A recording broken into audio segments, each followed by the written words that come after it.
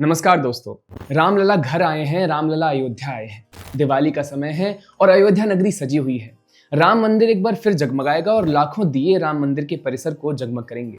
लेकिन इसके साथ साथ ये याद करने का हमें मौका भी मिलेगा कि रामलला को पाने के लिए हमें कितने सालों का इंतजार और कितनी आहुतियां देनी पड़ी हैं। कैसे भारत के प्रमुख राजनीतिक दलों ने सिर्फ अपने वोट बैंक के लिए राम मंदिर के पुनर्निर्माण में न जाने कितनी बाधाएं डाली थी।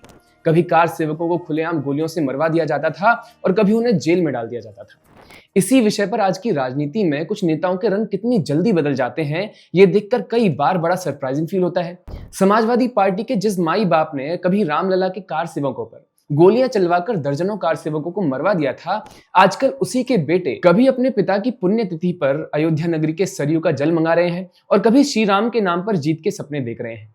हम बात कर रहे हैं समाजवादी पार्टी के माई बाप मुलायम सिंह यादव और उनके बेटे अखिलेश यादव की। हद है कि 12 अक्टूबर को अखिलेश यादव ने एक ट्वीट शेयर करते हुए लिखा था कि नेताजी की पुण्यतिथि पर श्रद्धांजलि देने के लिए आए और पीडीए की जीत का नया संकल्प लेकर के गए सभी समर्थकों को हार्दिक धन्यवाद। और इसी के साथ उन्होंने एक पिक्चर भी साझा की जिसमें पार्टी के वर्कर्स सर पर भगवा गमछा पहने हुए, माथे पर तिलक लगाए और हाथों में मटके उठाए हुए नजर आ रहे हैं। उन मटकों पर लिखा हुआ है अयोध्या धाम से पवित्र सरयू जल, वीरेंद्र गौतम। कुल मिलाकर ये पोस्ट साझा करते हुए वो एक सॉफ्ट सिंबलिज्म दे रहे थे और दिखा रहे थे कि वो धर्म और संस्कृति से जुड़े हुए नेता हैं। लेकिन दोस्तों, डिवोशन और ढोंग के बीच एक छोटा सा अंतर होता है। इन नेताओं को हम त्रेता युग के राक्षस कालनेमी से जोड़कर अगर देखें तो समझ आता है कि इनमें और कालनेमी में ज्यादा अंतर तो नहीं है और उन्हें कलयुग के कालनेमी कहना गलत भी नहीं होगा। अगर आपको नहीं पता तो हम बता दें कि रामायण में बताया गया है कि जब मेघनाथ ने लक्ष्मण को शक्तिबाण मारा था और हनुमान जी संजीवनी लेने जा रहे थे तो उन्हें रोकने के लिए रावण ने कालनेमी नाम के मायावी राक्षस को भेजा था। इसमें इंटरेस्टिंग ये था कि कालनेमी उन्हें रोकने के लिए एक ऋषि का वेश धारण करके आया था। हम ये तुलना इसलिए कर रहे हैं क्योंकि अखिलेश यादव और उनके स्वर्गवासी पिता मुलायम सिंह यादव का राजनीतिक इतिहास ही हिंदुओं को प्रताड़ित करने और समुदाय विशेष को खुश करने के लिए ही जाना जाता है। लेकिन आज यही अखिलेश यादव धर्म का चोला पहनकर लोगों के सामने ढोंग कर रहे हैं। इस सबको देखते हुए जब हम अक्टूबर 1990 के मुलायम सिंह यादव को याद करते हैं जिन्होंने हिंदू कार सेवकों पर ओपन फायर करवाया था, तो दुख और ज्यादा होता है और आश्चर्य भी। अखिलेश खुद जो मुस्लिम वोट्स के लिए हिंदुओं को 24/7 आलोचना करते रहते हैं, अब सॉफ्ट हिंदुत्व का कार्ड खेल रहे हैं। अब जरा पीछे 1990 में चलते हैं जब मुलायम सिंह यादव यूपी के चीफ मिनिस्टर थे। उस समय राम जन्मभूमि आंदोलन जोरों पर था। लाखों हिंदू कार सेवक, राम भक्त पूरे देश से अयोध्या की ओर शांतिपूर्ण तरीके से मार्च कर रहे थे। उनका मकसद था राम मंदिर का निर्माण, जो सदियों से हिंदुओं का सपना था। लेकिन मुलायम सिंह अपनी सत्ता बचाने के लिए और मुस्लिम यादव MY गठबंधन को मजबूत करने के चक्कर में पुलिस को आदेश दिया कि उन निहत्थे हिंदुओं पर गोली चलाओ। सरकारी आंकड़ों के मुताबिक 17 से 28 मौतें हुई, लेकिन कई नेताओं और आई विटनेस का मानना है कि असल में 56 से ज्यादा लोग मारे गए थे। ये लोग आतंकवादी नहीं थे, दंगाई नहीं थे, ये साधारण हिंदू थे। और यहाँ से हमें मुलायम सिंह यादव का वो मशहूर बयान भी मिला जिसमें वो कह रहे थे कि अयोध्या में एक परिंदा भी पर नहीं मार सकता। अब इसका नतीजा ये हुआ कि पूरी यूपी में सांप्रदायिक दंगे भड़क गए, 20 जिलों में कर्फ्यू लगा और बिजनौर जैसे इलाकों में दर्जनों और मौतें हुई। मुलायम की यह हरकत सिर्फ हिंदुओं को मारने तक नहीं रुकी, बल्कि अपने पूरे राज्य को ही बांट दिया। हिंदू अलग थलग पड़ गए, जबकि मुसलमानों ने उन्हें नेताजी का तमगा दे दिया, जैसे वो मस्जिद के रक्षक हो।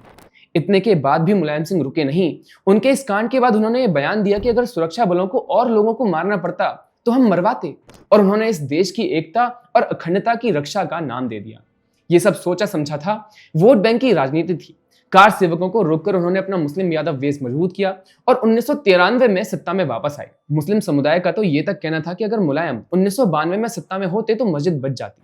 2014 में मुलायम सिंह ने बड़ी बेशर्मी से स्वीकार किया और कहा कि अगर मैं गोली नहीं चलवाता तो मुसलमानों का भरोसा टूट जाता। मतलब दर्जनों कार सेवकों की जान से जरूरी मुलायम सिंह के लिए मुसलमानों का भरोसा था, और मुसलमानों का भरोसा बनाए रखने के लिए उन्हें हिंदुओं को गोलियां मरवाना पड़ा। अब यूं तो इस घटना को लगभग 35 साल हो गए हैं, लेकिन अखिलेश यादव आज भी अपने पिता की इस विरासत को संभाले हुए सोशलिस्ट लीडर बनकर घूम रहे हैं और कभी उन्होंने अपने पिता की निंदा नहीं की।